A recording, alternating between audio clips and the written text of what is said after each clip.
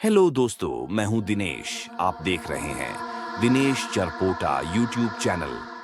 दोस्तों, वीडियो अच्छा लगे तो लाइक करें और कमेंट करें, और अगर आप इस चैनल पर नए हैं तो चैनल को सब्सक्राइब जरूर करें। गांव के बाहरी छोर पर एक पुराना उजाड़ कुआं था जिसके पास अब कोई नहीं जाता था।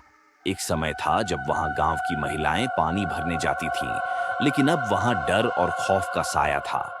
कहते हैं कि उस कुएं के पास रात के समय अजीब सी घटनाएं होने लगी थीं। लोग बताते थे कि उन्होंने वहां कमला का भूत देखा है।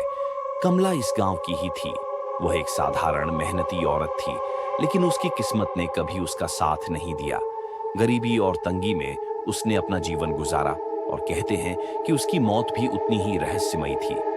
एक रात वह अचानक गायब हो गई, और 2 दिन बाद उसका शव उसी कुएं में तैरता हुआ मिला।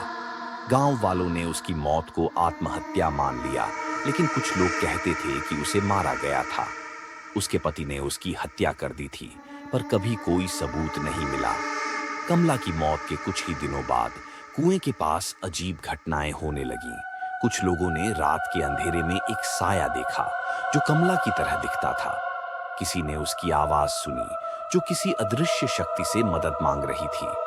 लोग कहते थे कि उसकी आत्मा को शांति नहीं मिली, इसलिए वह अब भी भटक रही है, पर किसी ने इसे कभी गंभीरता से नहीं लिया। एक रात गांव के एक निडर युवक रमेश ने तय किया कि वह इस भूत की सच्चाई जानकर रहेगा। रमेश एक जिद्दी और बेपरवाह किस्म का इंसान था। उसे इन बातों पर यकीन नहीं था, और वह इस डर को झूठा साबित करना चाहता था। उस रात वह अकेला कुएं के पास गया। आसमान में बादल छाए हुए थे, हवा में अजीब सी ठंडक थी, और चारों तरफ सन्नाटा था।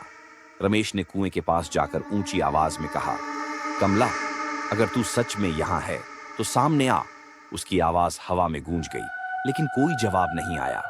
कुछ देर तक उसने इंतजार किया, फिर हंसकर कहा, यह सब बकवास है। लेकिन तभी अचानक हवा चलने लगी, पेड़ों की पत्तियां जोर से सरसराने लगी, और फिर कुएं के अंदर से किसी के रोने की हल्की आवाज आई। रमेश की हंसी अचानक रुक गई। उसने ध्यान से सुना, आवाज और तेज हो गई थी। आवाज धीरे धीरे पास आती गई, और अचानक कुएं के ऊपर एक धुंधली सी परछाई उभर आई।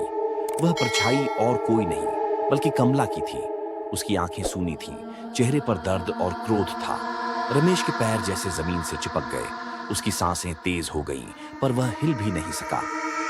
तूने मुझे पुकारा, एक ठंडी कंपकंपाती आवाज आई। कमला की परछाई धीरे धीरे रमेश की ओर बढ़ने लगी। रमेश का दिल जोर जोर से धड़कने लगा। उसके हाथ पैर कांपने लगे, और उसने भागने की कोशिश की, लेकिन वह हिला भी नहीं।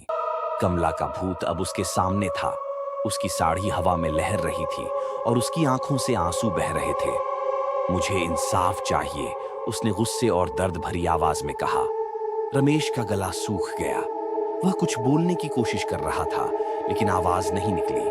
तभी अचानक कमला ने जोर से चीख मारी, और रमेश के सामने से गायब हो गई। रमेश चीखते हुए जमीन पर गिर पड़ा। उसकी आंखों में डर और पागलपन था। गांव वाले उसकी चीख सुनकर दौड़े आए, और उसे इस हालत में देखकर घबरा गए।